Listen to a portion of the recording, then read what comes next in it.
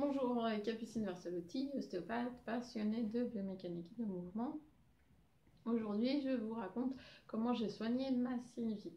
Je ne suis pas vraiment sujette à faire des sinusites, mais j'ai soigné plusieurs patients qui ont eu des sinusites et je ne sais pas s'ils m'ont refilé leur microbe. En tous les cas, je me suis retrouvée avec une sinusite assez importante.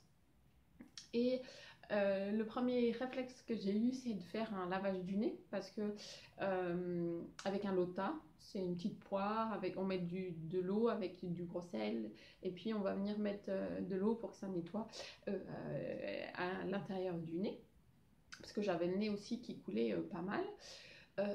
Donc ça m'a permis de me dégager un petit peu, mais ça suffisait pas. Puis j'ai commencé aussi à avoir des tensions sur l'arrière du crâne. Voilà, je sentais que ça empirait et donc j'ai fait une première séance d'ostéopathie, c'était le samedi matin. Et puis ensuite j'ai travaillé, donc j'ai fait ma journée de travail. Et puis ensuite j'ai fini assez tôt, j'ai eu de la chance et je me suis fait une sieste, j'ai dormi parce qu'on sait que le corps il cicatrise pendant le sommeil. Et, euh, et puis le soir, la fièvre, en fait, elle est utile. J'ai senti que je commençais à avoir un petit peu de fièvre. Et la fièvre, elle va tuer nos microbes. Et donc, ça sert à rien de vouloir la combattre en prenant des antipyrétiques pour la fièvre. Donc, j'ai fait l'inverse, en fait. J'ai pris une tisane, j'ai pris une bouillotte, j'ai pris ma couette. J'ai remis une deuxième couette que j'ai ressortie parce que je les avais rangées. C'était le printemps. Et donc, j'ai dormi avec toutes mes couettes, mes bouillottes et tout ça. Et donc, j'ai bien chauffé dans la nuit. Euh, Ça allait un petit peu mieux le matin. Et aussi, donc la veille au soir, en voyant que ça ne s'arrangeait pas, j'ai choisi de prendre aussi des huiles essentielles qui ont des actions antibiotiques. Donc là, j'ai utilisé des huiles essentielles du laboratoire Pranarome qui font des petites boîtes spéciales ORL ou digestif ou drainage. J'aime bien, ça marche bien. J'ai toujours une boîte de, de la première parce que c'est la plus générale. Bon, là j'en avais plus, je suis allée en racheter. Donc voilà, j'ai commencé à prendre ça. Moi j'appelle ça mes antibiotiques.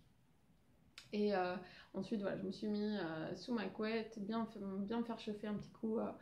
Euh, voilà, et ensuite j'ai passé le dimanche tranquille parce que j'étais pas trop énervée quand même. Je sentais que c'était pas encore terrible. Et puis dans l'après-midi, voyant que ça s'arrangeait pas trop, j'ai eu l'impression qu'il fallait passer un peu entre guillemets à la vitesse supérieure. Donc j'avais l'impression d'avoir besoin de chauffer ou d'énergétique chinoise. D'habitude, je vais chez un acupuncteur, mais qui a pris sa retraite. Et donc finalement, mes parents se sont formés à l'énergétique chinoise et ils sont ostéopathes aussi. Donc ils m'ont mis des ventouses et ils m'ont fait des moxas. Et ils m'ont fait aussi une séance d'ostéopathie vraiment ciblée sur tout ce qui était sinus. Et ça m'a vraiment fait du bien, tellement que du coup j'étais presque trop d'énergie le soir, impossible de me coucher.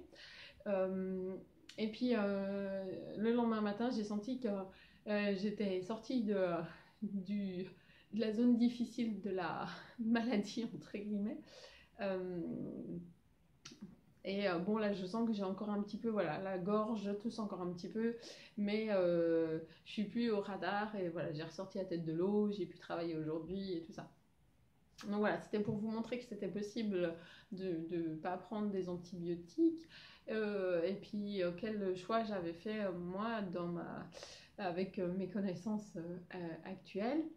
Euh, j'ai aussi discuté avec une naturopathe ce week-end et elle me disait ah bah, faut éviter tout ce qui était laitage et tout ce qui était gluten parce que ça va surcharger l'organisme. Alors moi j'en consomme déjà pas de laitage et très peu de gluten donc ça va, j'étais pas dans... Mais c'est vrai qu'il y a certaines personnes qui peuvent aussi voilà, réduire dans les périodes où ils sont malades. Euh, et donc voilà un petit peu moi ce que j'ai fait. Et puis aussi ben, un petit peu d'ostéopathie, mais ça peut paraître un peu bizarre, c'est pas la première chose pour laquelle on va voir un ostéopathe, une sinusite, mais moi j'ai mes 2 parents qui sont ostéopathes et c'est vrai qu'on a quand même des bons retours sur les problèmes de sinusite, pardon.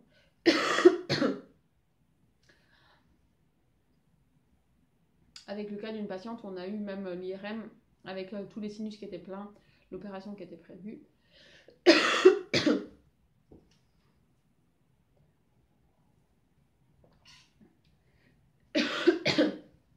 Et du coup, après les séances d'ostéopathie vraiment ciblées sur les sinus, les sinus étaient vides, je sais plus si c'était un scanner ou un IRM. Donc voilà cette petite vidéo et je vais finir d'aller me soigner. Et bien sûr, sur ces 2 jours où j'étais malade, j'ai supprimé aussi tous mes entraînements parce que ça sert à rien de surcharger l'organisme et de le fatiguer en courant. Et là ce soir, je vais juste faire un petit footing parce qu'il se trouve que voilà, j'ai mon groupe d'entraînement ce soir. Et mais voilà, on va faire quelque chose de tranquille. Et je pense que c'est important aussi voilà, de ne pas trop s'entraîner quand on est vraiment malade. Ça ne sert pas à grand chose. Voilà, j'espère que cette vidéo vous a aidé si jamais vous avez des problèmes de sinusite. Et puis à très bientôt pour une prochaine vidéo. N'oubliez pas, vous pouvez partager cette vidéo et vous inscrire. À très bientôt.